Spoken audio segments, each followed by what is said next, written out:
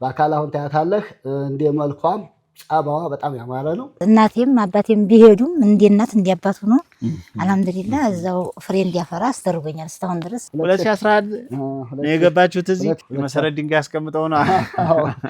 እዛ ያለው ጎረምሳ ማን ነው? ይሄ ልጅነቴ ነው። የት ነበር ይሄን ፎቶ የተነሱት? ቤቴ ነው። ፎቶ አዲስ ያቺን ፍየል ወዲህ መልሽልኝማ ለአቃርጋሽ ማለት እሱ ትንሽ ከፍ ይላል። እኔ እንኳን ብዙ ጎጆ ሲመሰረት ከባድ ነው። ራሳችን ሰርተን ነው የተዲያዲግ ነው። አልሐምዱሊላህ አሁን የተተክሏል። ለምሳሌ ምን እንክብካቤ ይፈልጋል? የጮሬ ይሉታል፣ የጀበና ይሉታል። ልጆቻችሁም ተጠቂ ያልሆኑ ሳይቆሙ ቀርተው በዛ በሰዓት አሳልፈው እንዴት አደራችሁ ብትላቸው ወዲ ጣብና ወዲ ማኮሳተር ነው ምላሽ ካይረ ምላሽ አይሰጡም። ይቺ ጤፍ ናት ከመጀመሪያው ነቀልኳት። ስለዚህ ሳርሳሩን ብቻ እሺ ደገኛ ነኝ። ለዛ ነው በወጣት በኩል እንዲያው አገር ተረካቢ ለቀጣው እንዲያው እቺ ቢያን ምን እንደምትሆን ለእውነቴ ነገር ያሳዝነኛል። ይብና ቁልቁለ ይብና ዘባጣ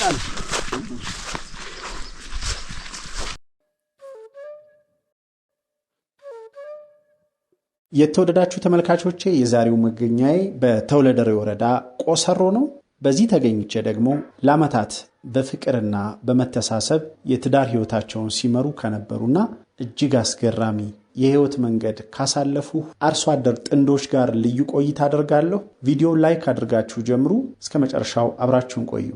አማና ሁሴን ሱሌይማን የአፓርትመንት ግንባታ ማህበራችን ቤት መግዛት ብቻ ሳይሆን ትርፋማ ኢንቨስትመንትን ለሚፈልጉ ሁሉ በደሴና ኮምቦልቻ ከተሞች ዘመናዊና ምቹ የመኖሪያ ቤቶችን ለመገንባት በደሴ ላሉ ሳይቶች አባላትን አሟልቶ በግንባታ ስራ ላይ ይገኛል። አሁን ደግሞ በኮምቦልቻ ከተማ ከልዑል መኮንን ሆቴል ወደ ኤርፖርት በሚወስደው አስፓልት መንገድ 50 ሜትር ገባ ብሎ በ2300 ካሬ ላይ G+12 አፓርትመንት ግንባታ ለመጀመር ስራዎችን እያጠናቀቀ ይገኛል። ለአንድ አባል 150 ካሬ ባለ 3 መኝታ ሰፊ ሳሎን ሻወርና መጸዳጃ ቤት እንዲሁም ሱቅ ያለው ሲሆን አፓርትመንቱ ዘመናዊ ሊፍት የሚገጠምለትና የጋራ የልጆች መጫወቻና ፓርኪንግንም የያዘ ነው። ለዚህ አፓርትመንት የአንድ ዕጣ ዋጋ 500 ሺህ ብር በመሸጥ ላይ እንገኛለን። እርስዎም ፈጥነው በመመዝገብ የዚህ ዕድል ተጠቃሚ ሆኑ። ማሳሰቢያ፣ ይህ የመመዝገቢያ ዋጋ የሚቆየው ለተወሰነ ጊዜ ብቻ ነው። አድራሻ ደሴ ሰይድ ያሲን ህንፃ 5ኛ ፎቅ፣ ስልክ ቁጥር 0911 37 37 87 ወይም 0913 40 66 45። የተከበራችሁና የተወደዳችሁ ተመልካቾቻችን የምንገኘው በተውለደሬ ወረዳ ቆሰሮ አካባቢ ነው። ከአንድ አባታችን ጋር እየተጫወትን ቆይታ እናደርጋለን። አሁን ያገኟቸው በአጋጣሚ ወደ ቀበሌ ቀጠሮ ኖሯቸው ሊሄዱ ሲሉ ነው። በኋላ ላይ ደግሞ ወደ ማሳም ሄደን ያረም ውሏቸውን እናሳያቸዋለን። በቅድሚያ እንተዋወቅ አባዬ። ያው ስሜ መሐመድ ይስፈራቅ ይባላል። በተውለደሬ ወረዳ 03 ቆሰሩ መንደር ተወልጄ ያደኩኝ ላይ እንደው ምን ያህል አመት ይሆነዎታል አባቴ? ያው እድሜ ወደ 60 አካባቢ 60 ይሆናል። የድሮ ወላጆች ትምህርት ስለሌላቸው ያው ይሄ ነው ብለው አያውቁትም። የተወለድኩት በዚህ ነው የሚለው ነገር እዛ ላይ መነሻ ላይ አናቀውም። ያው 60 ከ60 በላይ ይሆነኛል ብዬላለሁ። ከዛ በላይ ይሆናል። እኔም የገጠር ልጅ ነኝና አባቶቻችን የገጠር ልጅ የተወለደበት ጊዜ ሲገለጽ የእንትና በሬ ገደል በገባበት ወቅት ወይ ደግሞ በዛ አመት ድርቅ ነበረ ዝናብ ጥሎ ነበር ይባላል እንደዚህ እንጂ ትክክለኛው ወቅት አይታወቅም። እንዴት ነበር ልጅነትና እድገት? እዚሁ ነው ተወልደ ያደጉት? ያው እዚሁ ነው ተወልጄ ያደኩት። ያው ብዙ ልጆች ጋር ነው። ወላጅ እናታችን ብዙ ልጅ ወልዳለች። ስንት ነበራችሁ? 8። ለመካከል ነው። ያው ለማደ 18 አመት ሲመላኝ ወደ ውትድርና ላይ ሄጄ ነበር። ውትድርና ሄደው ነበር? እሺ። ያው ወደ 6 አመት አካባቢ ቆይቼ መጥቻለሁ። መቼ ላይ ነው ውትድርና ሄዱት? በ69 ዓመተ ምህረት። በ69 የት ወታደራዊ ማሰልጠኛ ሰለጠኑ? ያው ታጠቅም ሄጃለሁኝ። እዚሁም ደግሞ በክፍለ ሀገር ወታደራዊ ተሃድሶ ተሰጥቻለሁ። ያው ወደ ትግራይ ወደ አለማጣ ኮረምና ወደዛ እስከ መቀሌ ድረስ ያሉትን ቀጠናዎች ለ6 አመት ያህል ውጣ ውረድ እያልኩ አሳልፌያለሁ። በውትድርና አሳልፈዋል። የሚገርም ነው። ከዛ 75 ዓመተ ምህረት ኮረም ጦር ሲጠቃው ያልክ ያጠቃው የዛን ሰዓት ተበተነ። 75 ዓመተ ምህረት ከዛ መጣሁኝ እኔ። ያው ወጥቼ ዝክ ብመጣ ምንም የለም። ያው ወላጆችም ማቲምና ብዙ ቤተሰብ ስለሆነ ከዛ ደርግ የዘማች እንትን ያከብራልና በዛ ተነሳሳን። 76 ላይ ጀምሬ ወደ አገሬ እዚች መንደር የመጣሁኝ። ከዛ በኋላ ይችን ባለቤቴ 77 ተጋባን። 77 ነው የተጋባችሁት?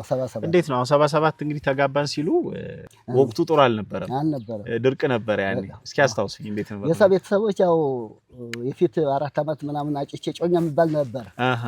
መከላከያ ከመሄዱ በፊት 4 አመት አይቼ ያው ወደ 7 ክፍል ድረስ ተመራለች።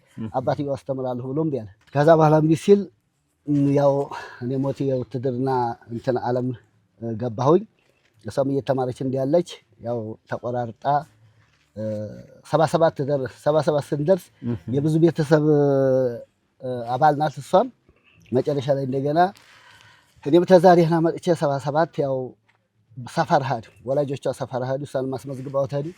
ወላጅ እናቷ ሞታ ነበርና እናትያ ጋር አልሄድም የፊትም ጮኛ ነው አሁንም በሚል ያው እንዴት ተቀራረኳ ከሰፈራ ጣቢያ ማለት ነው። ያው እንዴት ተቀራረኳት። መጨረሻ ላይ 77 ተጋባን። ያው ከዛ ወዲህ የምናነሳው ነገር የለም። ትንነሳ ትንሽ ጎጆ ነው የተነሳ። ምን ነበራችሁ ያኔ? እንደው እስኪ አሁን ምንም የለም፣ ምንም ነገር የለም። እዛ ሰዓት ቂጣ በረጀት እየጋገር ነበር የምንበላው። አንዲት ነጠላ ኩታ ለብሰን ነበር የምንተዳደረው።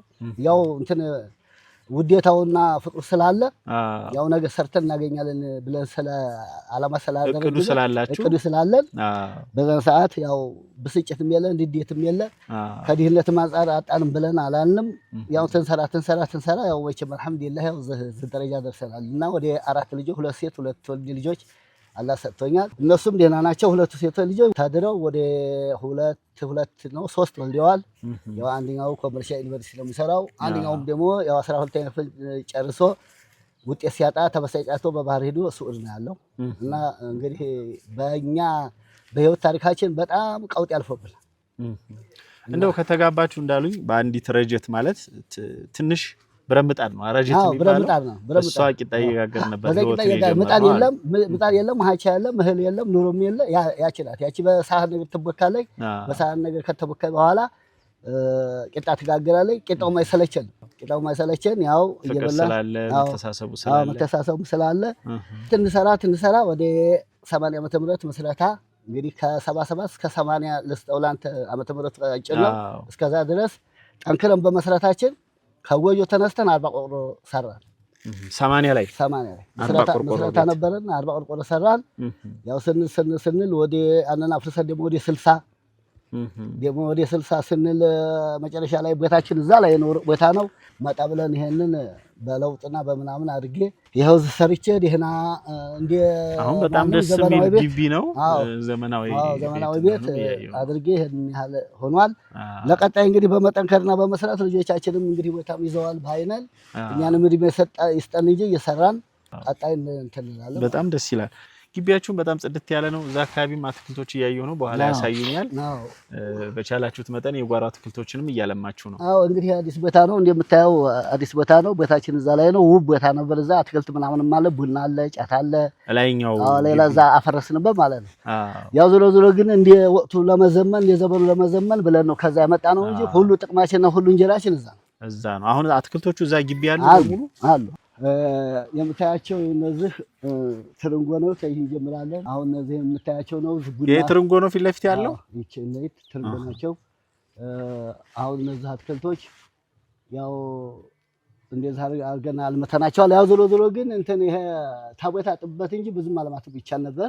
እንደምታያት ቦታይቱ የተወሰነ ናት። እንደ ከተማ ቀዲያው እንደ ከተማ ከዛን አንጻር ሆኖ እንጂ ብዙም አለማት ይቻል ነበር። ቡና አለ ቡና አለ። ማነው ሄደ ሞስቡን ጥላልኝ አለ። ወዲያ ማንጎ አለ። 4-5 ናቸው። 4-5 አይነት ያው ተቦታው ጥብብ ይያለው 4-5 አይነት አትክልቶች ናቸው ያሉት። ብዙም ማልማት ይቻል ነበር። እስከ 7 አካባቢ ይሆናሉ። ስንፍና ተለለ በስተቀር የሰጡትን የቆሰሩ መሬት ያባላል። አትክልትም ብዙዎች ሰዎች ይጠቀማሉ። ተዝህም እኮ ብዙ እንትን ያላቸው ገበሬዎች አሉ። አዲስም ነው ወደ 6-7 አመቱ ባልሳሳት እዚህ ግቢ ከመጣ ማለት ነው። እና ያው እንግዲህ ግንባታ በ6-7 መንግስት ብዙ ቅድና ብዙ ፕላን እየሰራ ነው። ያንን በመከታተል እንግዲህ እንዲያውሰው ገበሬ ልክ ነው የዚህን ያህል ግስጋሴ እያደረግን ነው። እንግዲህ ቀጣይ አገራችን ሰላም ይሁን እናርጋለን ብለን ምኞታለን። አሁን ምን ያህል ይፈጅበታል ትርንጎ ለማፍራት ያው በአመት አንድ ጊዜ ያፈራል። ከዚህ በፊት አልጀመረም? ጀምሯል። ያው ዋሾ አበባ ዋሾ ፍሬ እንለዋለን። ጀምሯል። ዋሾ ማለት የመጀመሪያው ዋሾ ማለት የመጀመሪያ ማለት የማያፈራ ዝም ብሎ አብቦ ያብብና ይረግፋል። አብቦም ይረግፋል፣ አፍርቶም ይረግፋል። ያምን እንለዋለን ዋሾ ፍሬ ዋሾ የተባለው ለምንድን ነው? ያው ፈጥኖ እንትን አለ ምልክት አሳየ ማለት ነው። ምልክት አሳየ። ከዛ ቀጥሎ ዋናው በደንብ ይመጣል። በቀጣይ በአመቱ ወዲያ ሆኖ ያፈራል። ቡና ግን አሁን ትገዛላችሁ? አንገዛም። ብዙ ቡና አለኝ። አሁን እዛ ላይም ያው ብዙ ቡና ስላለኝ ቡና አንገዛም። ብዙም አንዴ 20 ሀገር ቡና አለኝ። ወደ ላይ እዛኛውስ?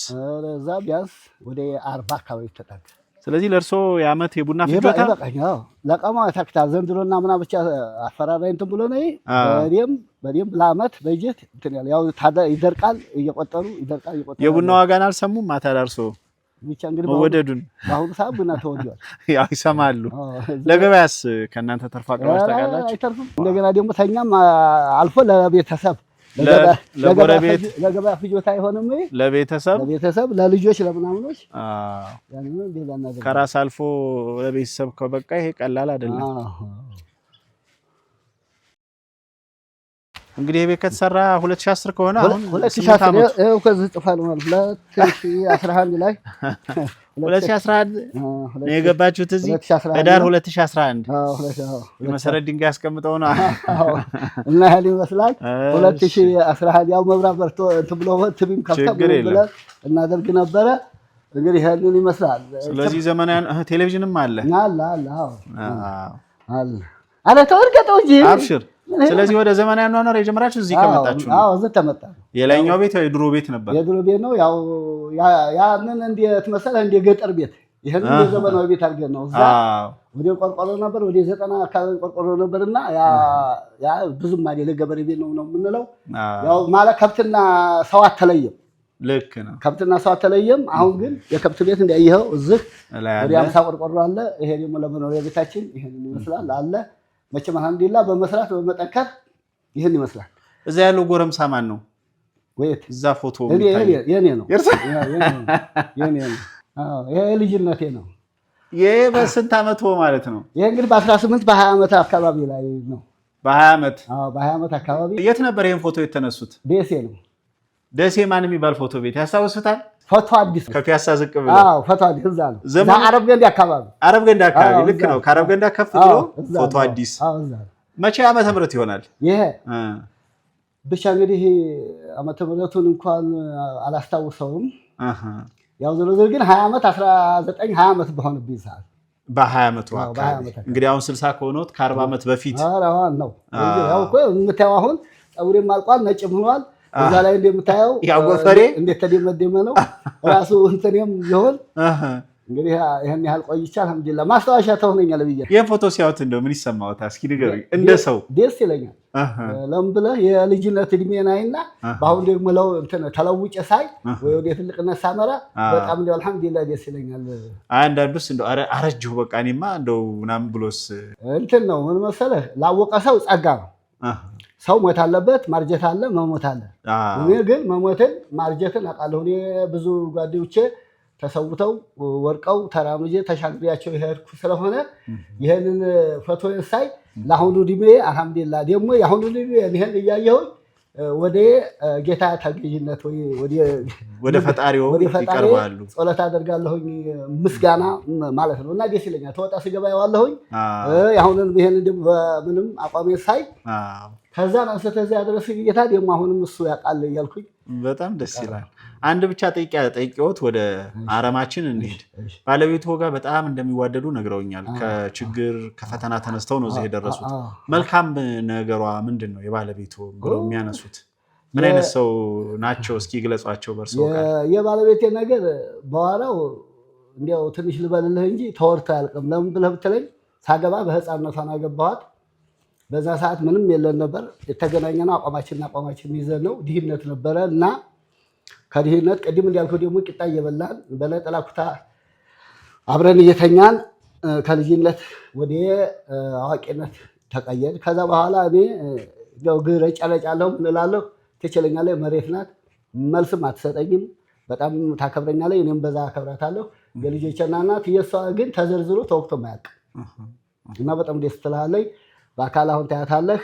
እንደ መልኳም ጸባዋ በጣም ያማረ ነው። በተለይ እኔን የቻለች በጣም ጸባይተኛ ናት ብዬ ነው የምገልጻ። የዋህ ነገር ግን የመንደር ነገር እንዳይሰማ ነገር እንዳይመጣ ደግሞ አሉሽ የሚባል ነገር አልወድም። በግልጽ ነው እንትኔ ደረቁን ደረቅ ነው ካልኩ ደረቅ ነው፣ እርጥብ ነው ቢሉ ይበጃል። በዛን አይነት ልጆቼንም ሆነ ባለቤቴንም ተዛና አይነት ግጭና እንትን ብዬ ነው እንጂ የምንኖረው። በጣም ደስ ይላል። አመሰግናለሁ። ስለዚህ እናታችን በጧቱ ወደ አረም ስለወጡ ወደዛው እንሂድ። እሺ እንሂድ። እሺ እዛው ስንደርስ ደግሞ እንጠይቃለን። እሳቸውን ደግሞ እናወራቸዋለን። እሺ በልም እያዘውን አያይዝሃለሁ። እሺ ችግር ማን ነው የሚባለው? አሁን የምንሄድበት መሬት ያው እዚሁ ቆሰሩ ነው። የመሬቱ ስም የለውም? ስም የለውም። ያው እርሻ ነው። ጎርጓዲት ቀጣኒት የለውም። እንግዲህ እዛው ስንሄድ ደግሞ እዛው እናያለን። ምንድነው የዘራችሁት? ጤፍ ነው። ጤፍም ስንዴም። መቼ ላይ ነው የዘራችሁት? አሁን የካቲት ላለፈው የካቲት መጀመሪያ ላይ ነው በብላጊ። አዎ ምንድን ነው ይሄ ብላጊ ተዘራው እንደዛ አካባቢ ነው። እንደማጨት አላቦ እሺ ሉባ ወላ አድራቸዋል ነታቸዋል። ደህና ወራ ደህና ሰላም አደራችሁ? አማን ናችሁ? አለ ሰላም። በብላጊ የተዘራ ጤፍ ነው? አዎ በብላጊ የተዘራ በየካቲት። አዎ የካቲት መጀመሪያ ላይ ተዘራ። ያው ዝሮ አሁን ያው እንግዲህ አረሙን አጠናቀን ወደ ማጠናቀቂያችን ላይ ነው። አረንዛ ነው መሬቱ። አረም ያወጣል። በጣም አረም ያወጣል። አረንዛ የሚባለው ምን አይነት መሬት ነው? ይሄ ድንጋይ የሚያበዛ አረንዛ የምንለው ሆኖ ግን ለሰብል ጥሩ ነው። አዎ እንትን እንግዲህ ምን መሰለህ የመረሪው ዋልካ የሚባል አለ። ዋልካ የሚባል አለ፣ ጎዳ የሚባል አለ፣ አረንዛ የሚባል አለ። ይሄ ቆሰሉ እንግዲህ ባህሪው አረንዛ ነው። መሬቱ ድንጋያማ ነው። ያው ፀሐይ አይችልም። ዝናብ ሲጥል ደግሞ ቶሎ ይገባዋል። አረንዛ የሚባለው ይሄ ነው። ዝናብ ተመቸው እህል ይፈራል፣ እህል ይይዛል። አዎ እህል ይይዛል። ያው መቼም ብዙ ነገር በጫት አሲዘነው ነው የዚህ አካባቢ። አዎ በርግጥ አሁን የጫት ጉዳቱ ምኑ እናንተ ጋር አይደለም ዋናው ነገር። ምክንያቱም አርሶ አደሩ ጤፍ አሁን ለማምረት ብዙ ድካም አለው። አዎ ጫቱ ግን ይሄው እንደምናየው አሁን ምንድነው የሚደረገው በአመት ውስጥ ጫት? ያው በአመት ውስጥ እዛ ሀገር አሁን ተተክሏል። ለምሳሌ ምን እንክብካቤ ይፈልጋል? ምንም እንክብካቤ አይፈልግም። ማዲያባ እንትን ፍግ ብቻ ኮምፖስት ይባላል። ያው ግብርና በሚያስተምረው 4 በ4ም ሆነ 2 በ2 3 በ3 ኮምቦ እንትን ፍግ ይጠራቀማል። ከዛ በኋላ ከ6 ወር ከአመት በኋላ አፈር ይሆናል። ያን ወስዶ በየጫቱ ስር ይደረጋል። ከዛ በኋላ ሌላ እንትን የለውም። በተለይ ዛፍ ከሆነ የሚፈልገው ይሄን ብቻ ነው። ጫቱ አንዴ ተተከለና እንደምታየው ዛፍ ከሆነ አሁን እንዳልኩህ ፍግ ብቻ ነው የሚጠይቀው እንጂ ሌላ ልፋት አይኖረውም። ልፋቱ ማን መሰለህ? አርጎ 2 አመት 3 አመት 4 አመት እስከሞላው ድረስ ያተክላል። ቆፍሩኝ ይላል ከታች ጀምሮ ተንከባከቡኝ ይላል። ለአማዲያም ስለደረሰና እንትን ሳለ ድረስ አስቸጋሪ ነው። ላኪን ግን ከዛ በኋላ ችግር የለበትም። እንትን አይደለም። ሰላም አደራችሁ? ሰላም ነህ? እና እንደዛ ነው መቼም ኑሮ አይከፋም። 60-70 ሺህ ብር ይሸጣል አንድ ሰዓት የአንድ መሬት አልሸጠም ተብሎ ማለት ነው። አዎ 60-70 ሺህ ብር ይሸጥ ነበር። በዛ በ60-70 ሺህ ብር የአመት ፍጆታውን ይዘጋል። ጤፍ ይገዛል፣ ለልብስ ለልጅ የሚያስተምር ለትምህርት፣ እንደገና ቤት ኪራይ ደግሞ ደሴ ኮምቦልቻ ሀይቅ ለሚያስተምር ለዛ ለቤት ኪራይ በስንቅ ልጆቹ ለሚያስተምር 70 ሺህ ብር 80 ሺህ ብር። እንደውም እኮ መሰለህ አንዳንድ ሰው ለሸትም መዝሪያ የለውም። ለሸትም መዝሪያ ጨርሶ ያለውን ጫት ያደረጋል። አንዳንድ ሰው ደግሞ የአንድ ቀን ራሽ 6 ሰዓት 7 ሰዓት ድረስ ደግሞ የምታሳርስ ራሽ እየተወለሸት እያለ ያልተከለ ሰው ነው እንጂ ግድ በግድ መቼም ኑሮውን ተቋቁመታል። ከዚሁ ጎን ለጎን ግን ልጆቻችሁን አልተቸገራችሁም? ልጆቻችሁም ተጠቂ አልሆኑም? እዚሁ ጓሮ ሲያገኟት ወጣቶች ብዙ ልጅ ተበላሽቷል እኮ ብዙ ልጅ ተበላሽቷል። ያው ዝሎ ግን እዛ አሁን ወደ ሻይ ቤት ሀዴት አላልክም እንጂ የጮሬ ይሉታል የጀበና ይሉታል። ከዛ በኋላ ትንሽ ተቆዩ በኋላ ደግሞ ተመልሰው ቤት ይመጣሉ። ምሳ በልተው ጫት ይዘው ወደዛው ቦታ ይሄዳሉ። የጮሬው ደግሞ መቼ ነው? ጮሬዋ ስትወጣ ነው የሚሉት። ገና ፀሐይዋ ቦግ ስትል ያኔ ይጀመራል። ለጮሬ የሚሉት ያንን ነው። የጀበናውስ ደግሞ የጀበና የሚባለው ደግሞ ሻይ ቤት ተሰባስበው ያው ጧት ነው ያም ረፈድ ብሎ ነው። ግን ጮሬውን ትታው ወደ ጀበና ዙራው ጀበና ወደ የሚባለው አማርኛ ዙሯል። ያው ዝሮ ዋጋ አለው። በወጣቱ በኩል ያሳዝናል። ያው ትልቁም ቢቅምም በዱዓ ጊዜ የተወሰነ ቆረጥ አድርገው ደግሞ ቤቱ ነው እና ይሄ ነው። በዚህ ነው የምንሄደው። ያተዛቸው ወይራው ላይ ነው የምንሄደው። በዚች እንሄድ። ስለዚህ አሁን እንዳሉት እናንተ በዱዓ በሆነ ወቅት ነው መርጣችሁ መቀሙት። ወጣቶቹ ግን አሁን በተዘዋዋሪ መንገድ ጥቅሙ እንዳለ ቢሆንም ደግሞ ልጆቻቸው አደጋ ላይ ወድቀዋል። ያው የሁሉም ሰው ልጅ ባይሆንም በቃ ዋጋ አልባ ሆኗል። እኔ ያሰጋኛል ለወደቴ ነገር የራሱ ልጆች ተለቀቁት ይሉኛል ብዬ ሐሳብ አልሰጥምና ነው እንጂ በወጣት በኩል እንዲያው አገር ተረካቢ ለቀጣው እንዲያው እቺ ኢትዮጵያን ምን እንደምትሆን ለእውነቴ ነገር ያሳዝነኛል። ለምን ብትለይ ጫቱን ሲያጡ ያለ ብስጭት ያለ ጠብ ወላጅ ጋራ ሌላ ቀርቶ ነው እናንተ አሁን ሳይቀሙ ቀርተው በዛ በሰዓት አሳልፈው እንዴት አደራችሁ ብትላቸው ወደ ጠብና ወደ መኮሳት ኃይል ምላሽ አይሰጡም። ደግሞ የቃሙ ጊዜና በዛን ሰዓት ያንን ነገር ወስደው የቃሙ ጊዜ ደግሞ የቱን ያህል ነው መሰለህ ያለ ፈገግታና ያለ ሳቅና ፈገግታ እና ስለዚህ ዜጋ ያሳጣል የሚል ፍራቻ አለኝ። ስራስ ላይ አሁን እነዛ እንደው ጎንበስ ቀና ብለው የግብርናውን ስራ ያግዛሉ ቤተሰቦቻቸውን። ያው እነዛ በሱስ የተጠቁት የተለዩ ናቸው። እንዲህ ያልኩህ ለምን መሰለህ ጠንካራም ልጆች አሉ፣ ቀመውም የሚሰሩ አሉ።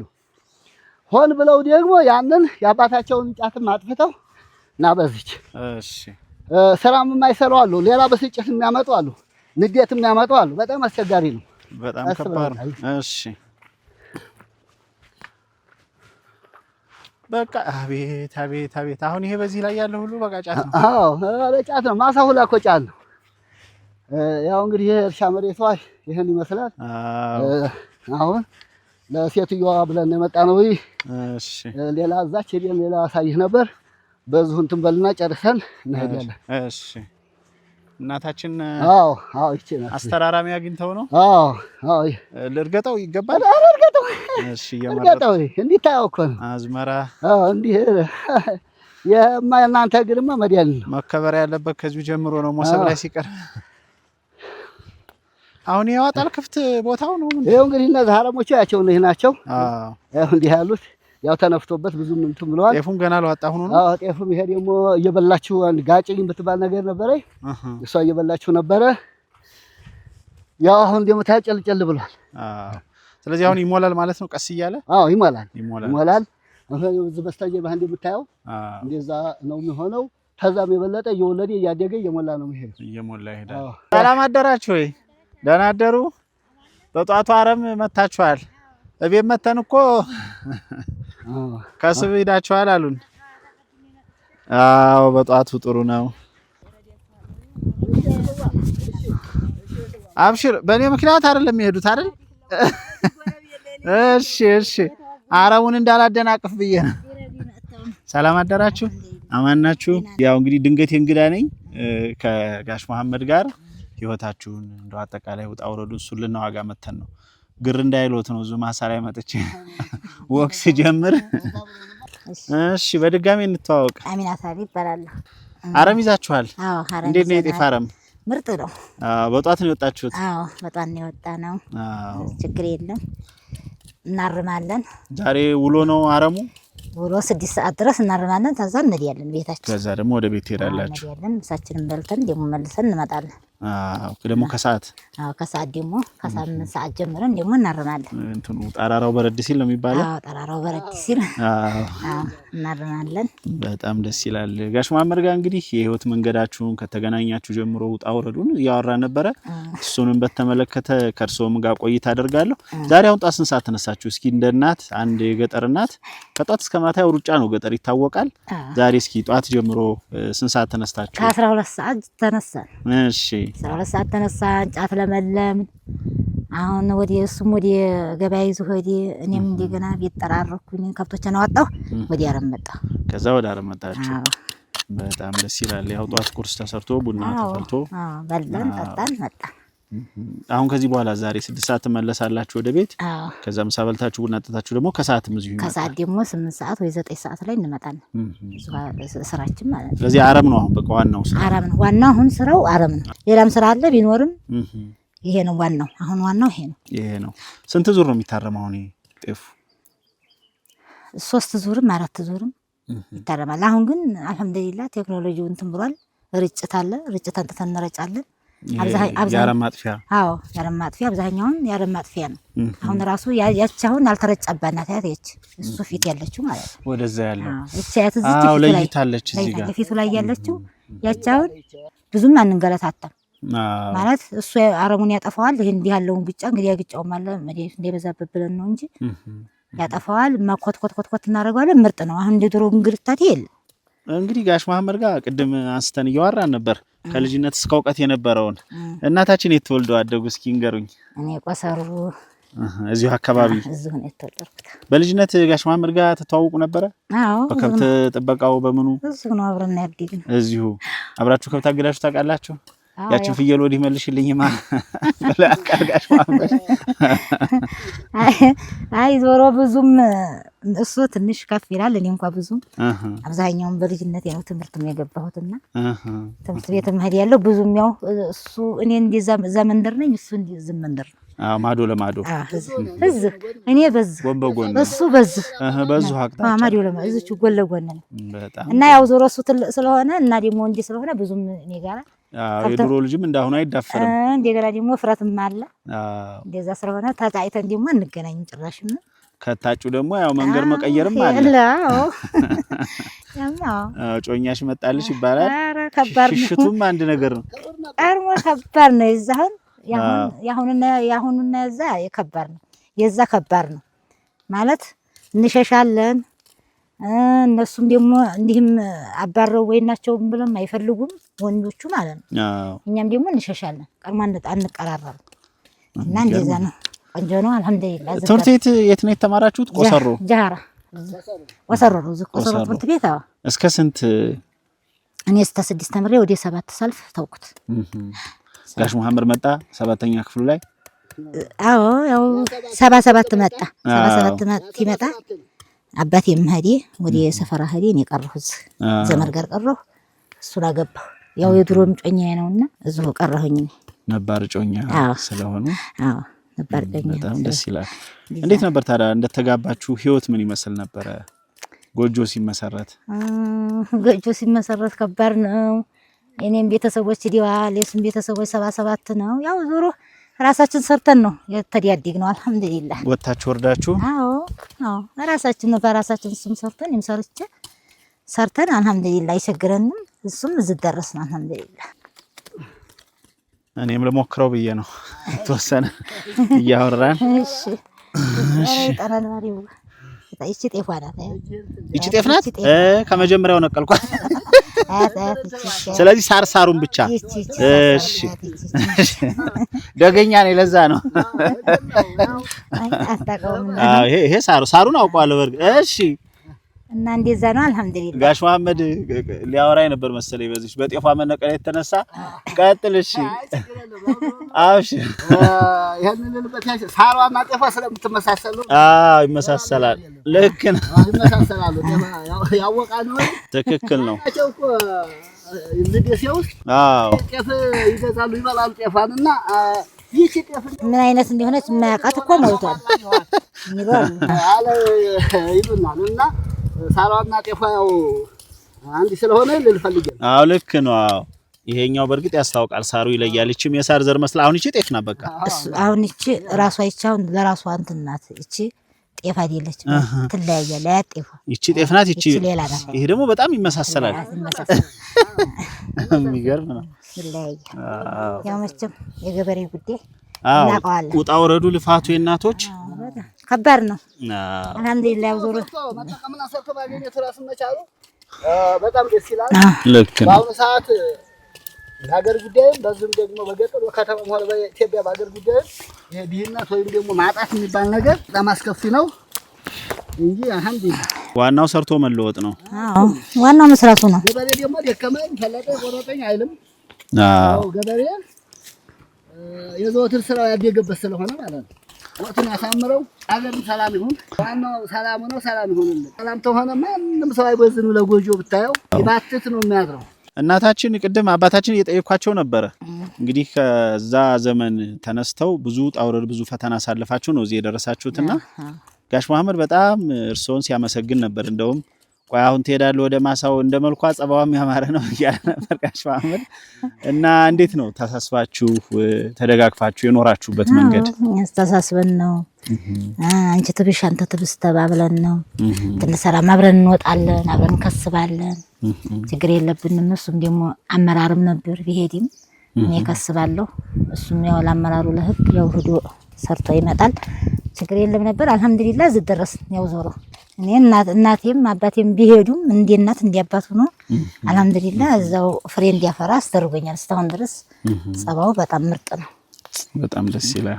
ቆንጆ ነው። አዎ የእናንተ ዘመን መከባበርና መደማመጥ እኮ ዛሬ ላይ ስለሌለ ነው አሁን ብዙ ትዳር ገና ከመነሻው እንደተጀመረ የሚፈርሰው ማለት ነው። አዎ እኛ አልহামዱሊላህ ልጆቻችን እኛን ጸባይ ይዘው እኔም እሱን አክብሬ ነው። ስለዚህ እኔ አሁን ሳከብር እኔ ሴቶቹ ልጆች በተለይ እንደኔ ነው ባሎቻቸውን የሚያከብሩት። እኔ እንዴት አድርጌ እንዲያስኩኝ ማለት ነው እነሱም እንደኔ አድርገው ነው የሚይዙት። አንድ ነገር እንኳን ጠብ ተመጣ በቃ መልስ አባታቸው አሁን አንድ ነገር ጠብ እንኳን አጋጣሚ መቼም ያው ሰው ገጨጨት ታይል አይቀርም። ጠብ ተመጣ መልስ ተመለስኩለት አይወድም። መልስ ተመለስ ስለማይወድ ዝም ስለምለው በቃ ትቶኝ ወጣ ይላል። በቃ ነገሩ ይበርዳል። ብርድ ብሎ ትቶት ህዲት ይላል ትመጣ ይረሳዋል። እንደዛ ስለሆነ ልጆቹም አሁን የኛን ይዘው ሴቶቹ ልጆች በተለይ የኛን ይዘው ነው ያዲው። ከዛ ውጭ እየነገሩኝ ነበር ያኔ ስትገናኙ በኢኮኖሚም እንደው ባንዲት ረጀት ትንሽ ነገር ተጋርተን ነበር በፍቅር ምናሳልፈው ብሎ ነበር። ያኔ ሲጀምሩ ምንም እንዳልነበራችሁ ዛሬ ግን በፍቅር በጥረት በልፋት እዚህ እንደደረሳችሁ ነግረውኛል። እሱን ያንሱት እስኪ እንደ ሴት ጓዳውን ደግሞ የበለጠ ስለሚያውቁት አጀማመራችሁ እንዴት ነበር? በጣም 77 ነው ሰዓቱ። የዛን ሰዓት በጣም ከባድ ነው። ሁሉ ነገር የለም። ያው እርዳታውም ስላለ ነው እንጂ እና ልጅም የለንም ብቻችንን ነን። የተወሰነ በቃ እንጃ አንድ ዲስትና አንድ ረጀትና እንደ ምጣድ ምናምን እንዲያለ እቃ የሚባል ነገር የለ ምን የለ። ራሱ ቡና እንኳን ራሱ ቡና አባቴ ትሄድ እንግዲህ የአባቴን ቦታ ነው መጀመሪያ እንትን ያልኩትና ሲሄድ እንኳን ራሱ ለምን ቀረሽ የሚል በቁጣ ማለት ነው። በቁጣ የሆነች እቃ አንዲት ነገር አልተወለኝም ሸጥ አርጎት ነው ይሄድ ይጣላል። እሳቸው ወደ ሰፈራ ሲሄድ ወደ ሰፈራ ሲሄድ ማለት ነው ሌሎቹን ወንድምና እህቶችን ይዞት ይሄድ ሸጥ አርጎት ሄዲ። የዛን ሰዓት ቡና ራሱ ቡና ቆልቼ አለ እዚህ ወዲህ ዝላይ ቤትና እዛ መጥቼ ነው ወቅጫ ቡናውን ዱቄቱን ይዤ መሄድ። የዛን ሰዓት የዛን ሰዓት እንኳን እንዲያሁን ፌስታል የለ እንዲያሁን ቃል ምናምን መቆጠሪያ የለም። አሁን ያንን በቅጠል በቃ አጉሎ ቅጠል አለ አይደለም በዛ ባጉሎ ቅጠል እና እንደዛ ሆነን አልহামዱሊላህ እያደር እየሰራን አላህም ተጨምሮ በቃ እስካሁን እዚህ ደረስን። ሁሉም እያለፈ እያለፈ እየሰራን እየተሻሻለ አልহামዱሊላህ ተፈጥሮም ተስተካከለ። በቃ ተዛወዲያ በቃ ምንም ችግር የለም። ብቻ ያው ስራ ነው። ያው የገበሬ ስራ እረፍት የለም። ያው ነገም ስራ ነው፣ ዛሬም ስራ ነው። ዛሬ አምርቻለሁና አሁን ደግሞ ልትወው የሚባል ነገር የለም። ያ ሁሉ ጊዜ ሩጫ ነው፣ ስራ ነው። በቃ ገበሬ ኑሮ በቃ ሩጫ ነው። እንደዛ ስለሆነ ነው አልহামዱሊላህ እዚህ ደርሰናል። ዋናው ነገር ሰው ጤና ሆኖ ቢለፋም በጣም ትልቁ ነገር ደግሞ ይመስለኛል አሁን የእናንተ መልካም መሆን እርስ በርስ መተባበራችሁ ልጆቻችሁ መጥፎ ነገር ላይ አልወደቁም ማለት አልወደቁም። አንዲቱ 2 ወልድ ያለች፣ አንዲቱ 3 ወልድ ያለች፣ አንዲቱ ያው ባለሱቅ ናቸው አልহামዱሊላህ። እና ደግሞ አንዲቱ ወፍጮ ቤት ምናምን ይሰራል ባልዮ ዘው የራሱ ማለት ነው የግሉ ይሰራል። እኛይቱም ሻይ ቤትና ሱቅ ትሸጣለች። ደህና ናቸው አልহামዱሊላህ። ለኑሯቸው ደህና ናቸው። ወንዶቹም ልጆች አንዱም ቢብሎ ሄዷል በባህር በዛ ነው። አንዱም እዚህ ኮምቦልቻ ዩኒቨርሲቲ ስራለው አልহামዱሊላህ። ዞሮኛ ብቻችንን ነን።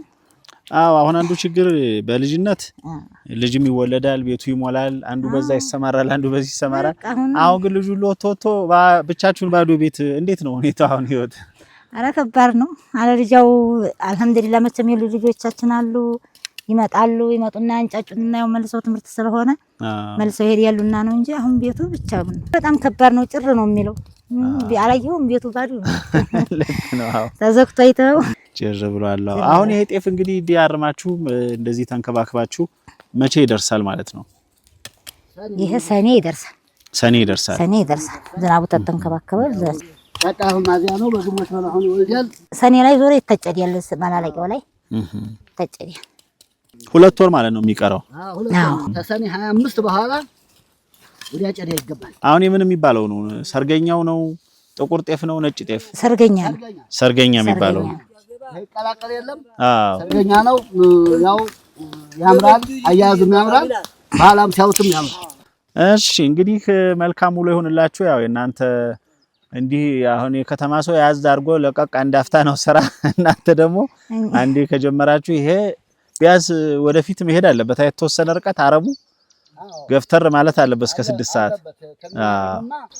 የተወሰነ ጠራራ ካልሆነ እስከ 6 ሰዓት ድረስ እንቆያለን። እስከ 6 ሞቅት አለብን። በ5 ሰዓት እንሄዳለን። መልሰን 9 ሰዓት ድረስ እንቆይና ከ9 ሰዓት በኋላ እንመጣለን። 12 ድረስ እናርማለን። ግድ ያልከው ግን የከተማና ገጠር አንድ አይደለም።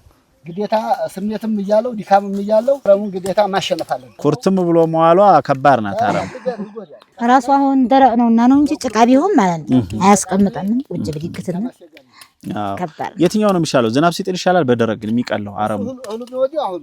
እህሉ የሚወደው በደረቅ። አሁን በደረቅ ቢያርሙት በዛ ሰዓት ያፈጥናል።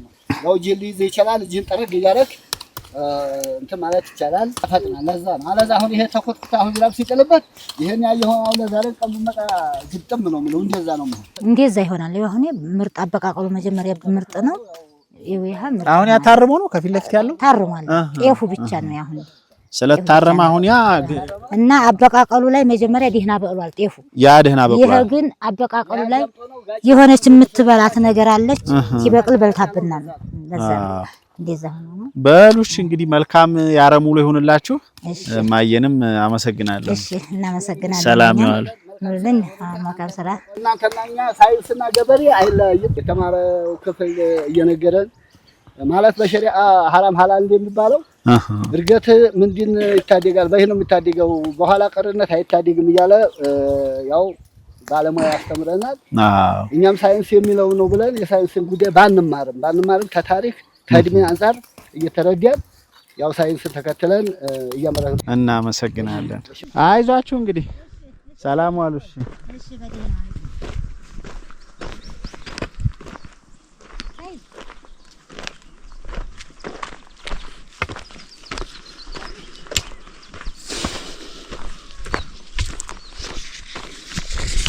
ስንዴ ነው ገብስ? አሁን ታችኛው ስንዴ ነው።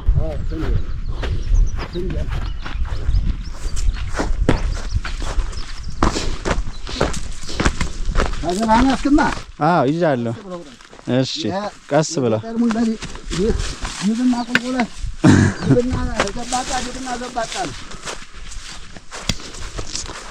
እንደው ዝናብን የሚያህል ነገር እኮ የለም። ምን መሰለህ ማለት ጋሃጫ ነገር ነበር። ይሄ ነጭ ቅጠል ነበር የሚመስለው ብታይ አሁን በጣም ምንድነው እንዲሁ ያደረገው ዝናብ የዝናብ መድኃኒት አለ። አልሐምዱሊላህ ወላሂ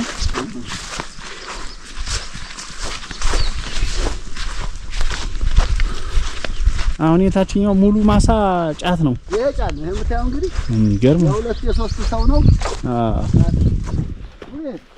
ወይ